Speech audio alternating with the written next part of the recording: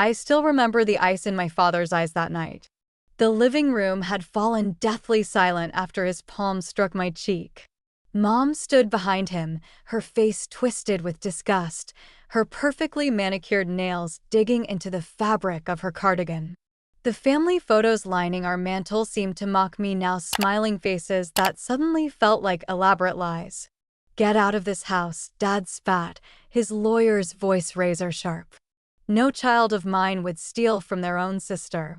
My sister Amber watched from the staircase, her victorious smirk hidden from our parents, but crystal clear to me. Her blue eyes, so similar to mine, glittered with satisfaction in the dim hallway light. The college fund money, all $8,000 of it, was gone, and somehow the evidence all pointed to me. My student ID card found near Dad's broken safe. My sudden purchases, clothes I'd never seen, and electronics I didn't own. A trail of damning breadcrumbs leading directly to me. "Please," I whispered, my voice breaking as tears streamed down my face. "I didn't take anything. You have to believe me." But they didn't. They couldn't see past what appeared to be irrefutable evidence. 18 years as their daughter, and my word meant nothing against the elaborate web of lies Amber had spun.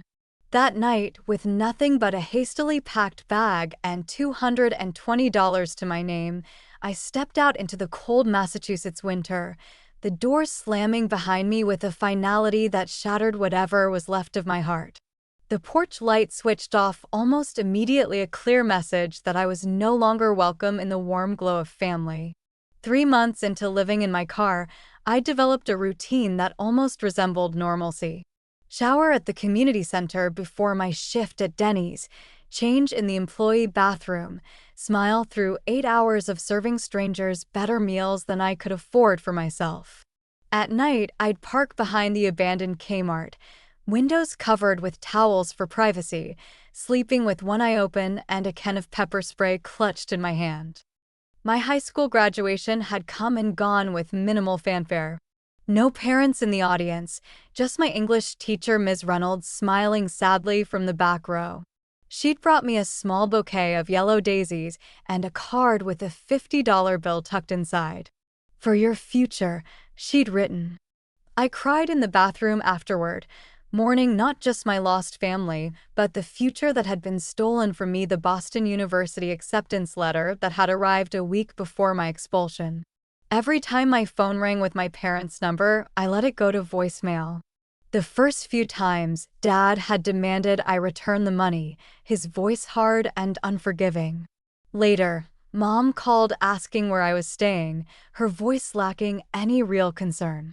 "The Hendersons asked about you at church," she said once, as if the opinion of their country club friends mattered more than the fact that her daughter was homeless.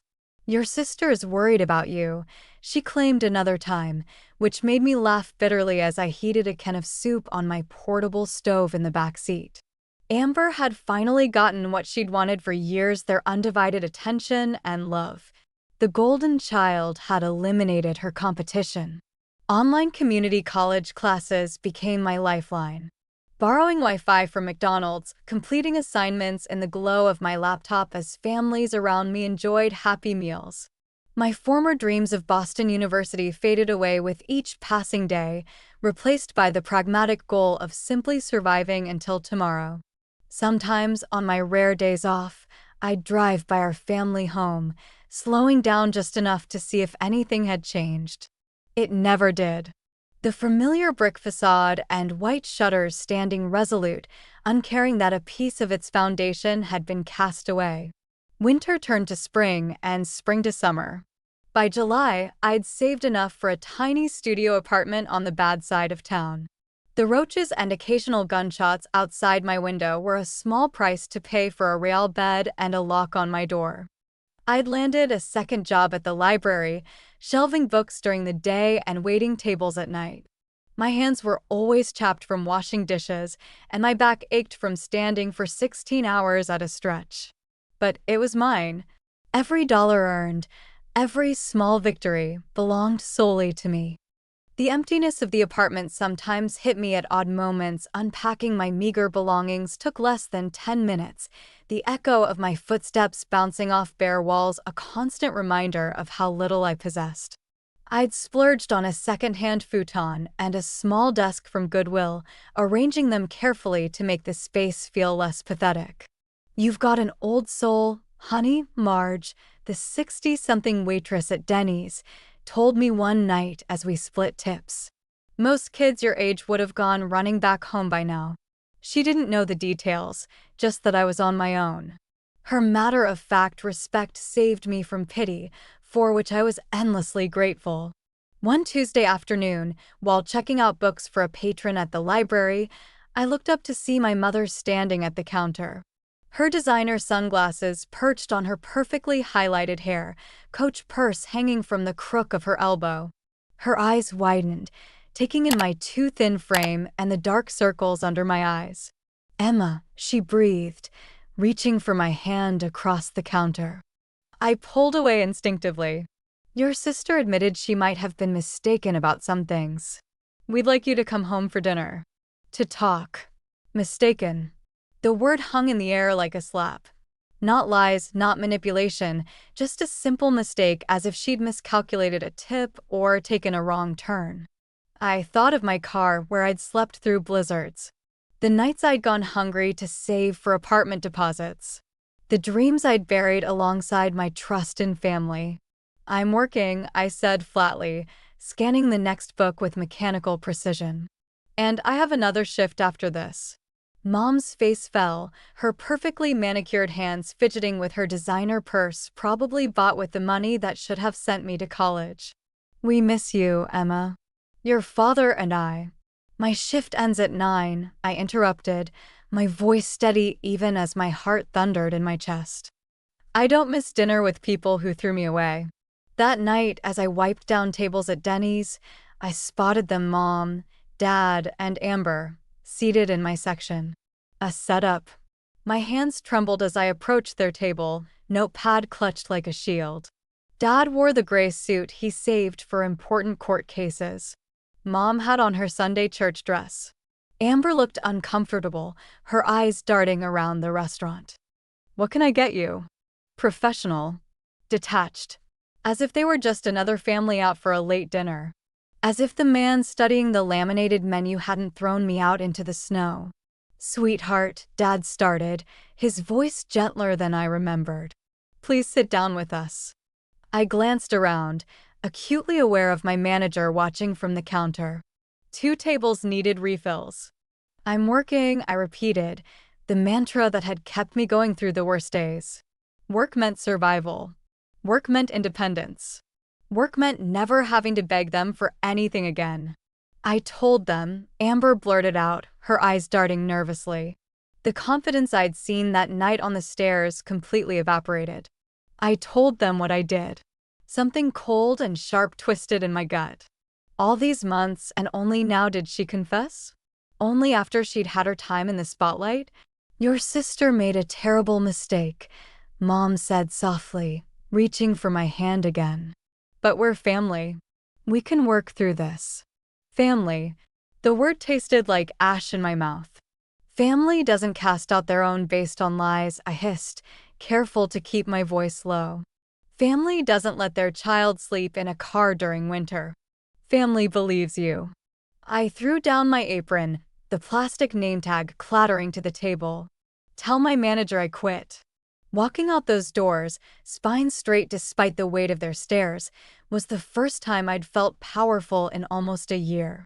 Behind me, I heard Dad calling my name, his voice breaking. I didn't look back. The summer night air hit my face, warm and heavy with the promise of rain. I walked 5 blocks before the adrenaline wore off and the reality of what I'd done sank in. I'd just quit my primary source of income in a moment of emotional defiance. Sitting on a park bench under the yellow glow of a street lamp, I finally allowed myself to cry deep, racking sobs that bent me in half. Not for them, but for the part of me that still, despite everything, had yearned for them to make it right. That night in my tiny apartment, sitting on my mattress on the floor, memories washed over me in relentless waves. Amber, 3 years younger, always the fragile one. The one whose tears brought immediate comfort, whose demands were quickly met. Me, the responsible one, expected to understand, to give in, to be mature. "She's sensitive," Mom would explain after Amber broke my science project the night before the fair. "She doesn't mean it," Dad would sigh when she spread rumors about me at school. The time she'd accidentally deleted my college application essay the day before the deadline, resulting in my panicked all-night rewrite. They'd brought her ice cream to cheer her up about her mistake. I remembered my 16th birthday when they'd forgotten entirely because Amber had a minor dance recital.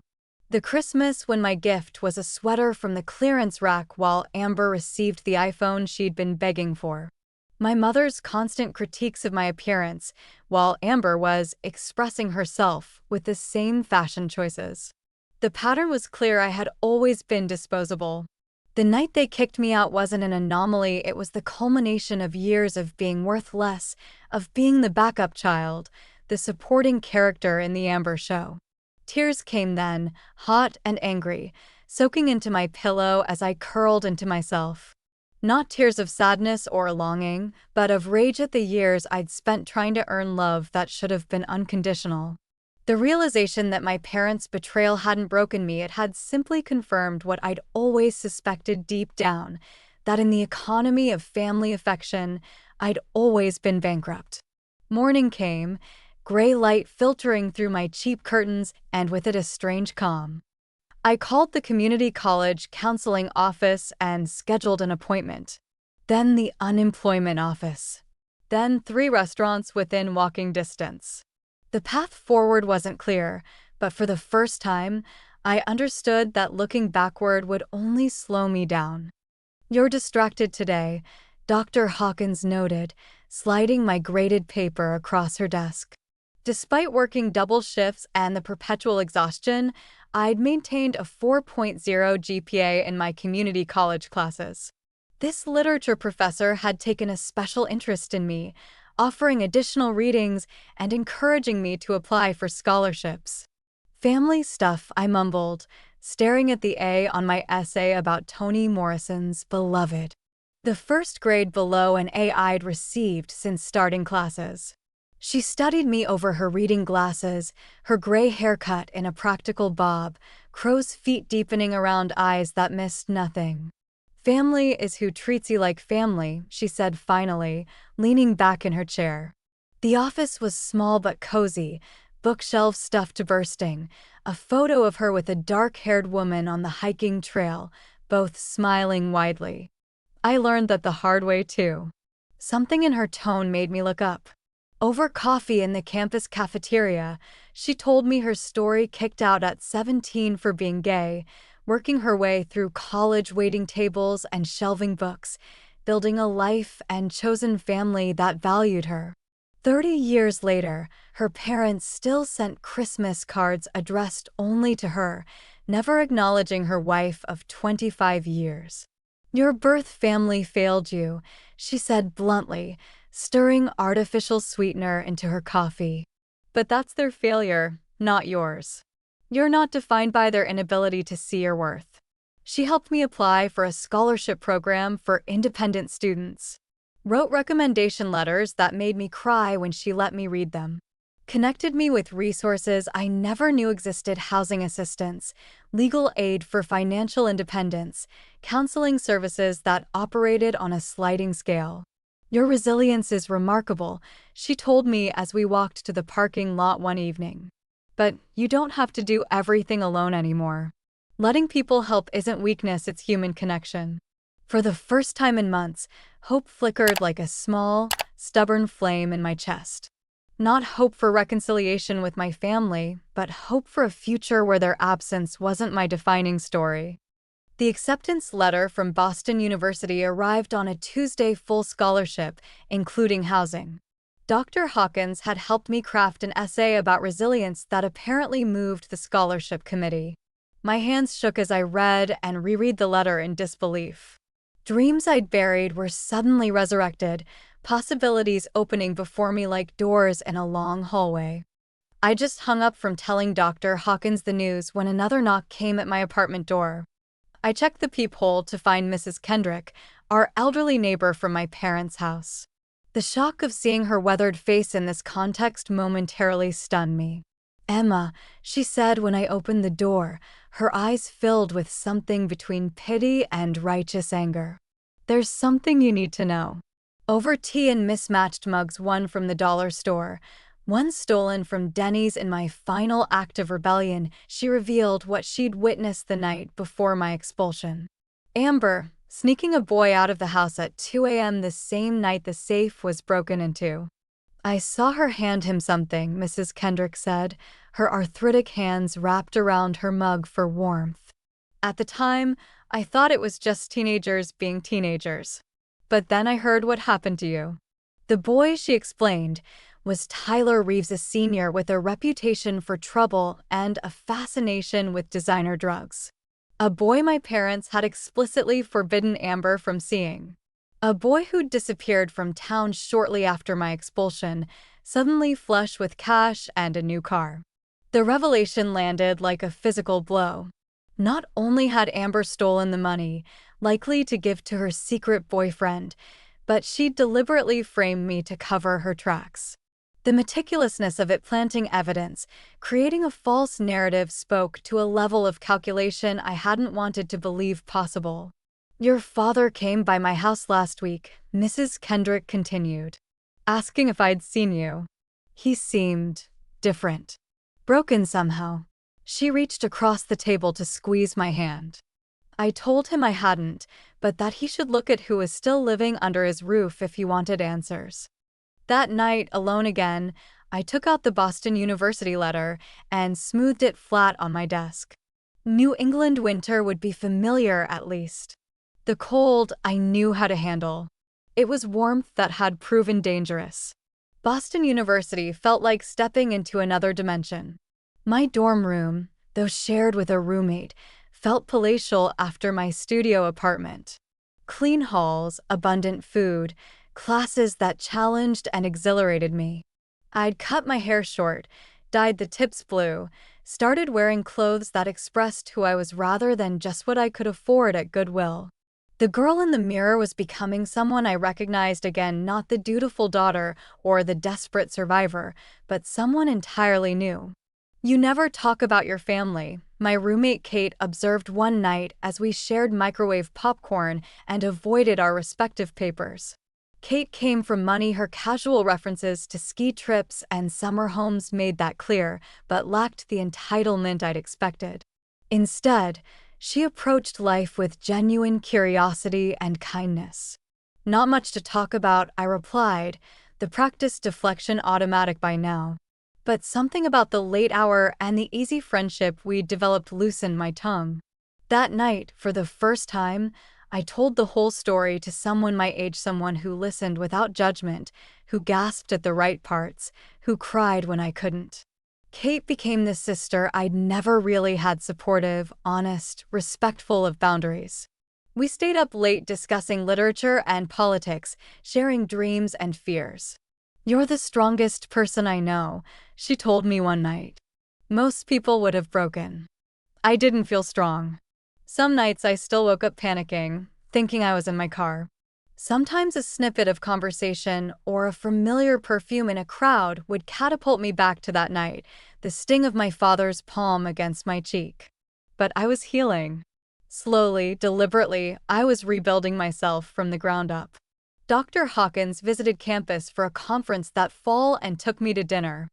"I'm proud of you," she said simply, raising her glass in a toast. "Not just for being here, but for allowing yourself to thrive despite everything." As we parted, she handed me an envelope. "Your mother came to my office hours," she said. "Asked me to give you this. The choice to read it is yours." I carried that unopened letter for weeks, its presence in my desk drawer both a weight and a question. When I finally found the courage to read it, sitting on a bench overlooking the Charles River, my mother's desperate pleas for forgiveness washed over me like acid rain. "Amber ran away with that boy," she wrote. "We've learned some terrible truths." The letter detailed their gradual discovery of Amber's deception, the unraveling of her lies once she was no longer there to maintain them. We don't deserve your forgiveness, but we hope someday. I folded the letter carefully and watched a crew team row past, their movements synchronized, purposeful. Forgiveness, I realized, wasn't a gift I could give them yet. But neither would I allow their actions to define my future. 3 years after being thrown out, I stood on my parents' doorstep, not seeking closure or reconciliation, but to reclaim parts of myself I'd left behind: photos, my grandmother's ring, books that had shaped my childhood. The neighborhood looked smaller somehow, less intimidating. The house itself, once the center of my universe, now just a structure of brick and wood. My father answered, aged decades in our time apart. Gray now dominated his once dark hair, and the confident posture I'd grown up fearing had collapsed into the stooped shoulders of a defeated man. His eyes widened at the sight of me, not the broken teenager he'd cast out, but a poised young woman in a Boston University sweatshirt, car keys in hand. "Emma," he breathed, as if saying my name might make me vanish. Behind him, I heard my mother's gasp, the hurried footsteps. They ushered me into the living room, the same space where they'd cast me out, now seemingly smaller and shabbier than I remembered. The family photos had been rearranged, I noticed. Spaces where Amber had been now filled with landscapes. "Amber's gone," Mom said, twisting her wedding ring anxiously. The habit I'd inherited and fought to break. "Left last year with some boy. Emptied our accounts before she disappeared." The irony might have been satisfying if it weren't so tragic. "The police think they're in California now." "I didn't come for Amber," I said calmly, resting my hands on my knees to keep them from trembling. "I came for my things." Dad nodded, disappeared upstairs, returned with a box I recognized, my childhood treasures, carefully preserved. As if keeping my possessions safe somehow absolved them of discarding me.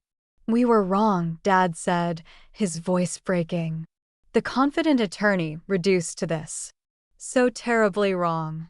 Not a day goes by that I don't hate myself for what we did." Mom was openly crying now, reaching for my hand. I didn't pull away this time, but I didn't squeeze back either. "You taught me something valuable," I said, meeting their eyes directly. "No more ducking my head, no more making myself small. You taught me that I'm stronger than I ever imagined. That I can lose everything and rebuild. That I don't need the approval of people who don't see my worth." I stood up, clutching my box of memories. "I forgive you, not for you, but for me. I won't carry your mistakes anymore." The stunned silence as I walked out was different from the angry one when I'd been forced out. This time, I walked away by choice, head high, heart beating steadily in a chest that no longer ached with every breath. My law school graduation ceremony was standing room only. Kate and her parents, who'd become like family to me. Dr. Hawkins and her wife, beaming with pride from the third row. Friends from Boston University and the community service organization I'd founded for young people aging out of foster care. In the back row, 2 familiar figures, my parents, uninvited but not unwelcome. We maintained a cautious, distant relationship, now holiday cards, occasional emails. They'd tried to offer financial support, which I'd politely declined. Some debts can't be repaid with money. As I crossed the stage to accept my diploma, I caught a glimpse of my reflection in the glass doors, confident, accomplished, whole. The broken girl who'd slept in her car was still part of me, but she wasn't all of me. Her pain had forged something resilient and beautiful.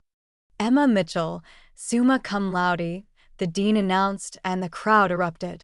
Not just for the academic achievement, but for the journey it represented. Every sleepless night studying. Every moment of doubt conquered. Every time I'd chosen to keep going when giving up would have been easier. The Youth Advocacy Center I'd started as a law student had grown into something substantial, a place where kids like me could find legal representation, housing assistance, education support. Where they could be believed and valued. Where their stories could become triumphs rather than tragedies. At the reception afterward, Dad approached cautiously, Mom hovering a step behind. Their presence in my life now was conditional on my terms, within my boundaries. Not the family dynamics I'd grown up with, but something more honest. "Your speech was incredible," he said, genuine pride in his eyes. "You're going to change so many lives with that youth advocacy center." "I already have," I replied, not unkindly. My nonprofit had helped dozens of teens like me find housing, education, and legal support. Tomorrow, I'd start my job at the public defender's office, representing kids who had nobody else in their corner. Mom handed me a small velvet box. "We found this in Amber's things when she left," she explained, her voice careful, measured. Inside lay my grandmother's sapphire ring, the one I'd been accused of stealing and pawning. The final piece of evidence in a case long closed. "Thank you," I said simply, slipping it onto my finger where it belonged. Not a reconciliation that erased the past, but an acknowledgement that allowed for a different future. Sometimes the family you're born into teaches you what love isn't, so you can recognize what love truly is when you find it. Their greatest gift to me wasn't the years of childhood comfort, but the cruel lesson that forced me to build a life on my own terms. I am not defined by who left me behind, but by who I became in their absence. And that person, resilient, compassionate, and whole, is someone I'm proud to be.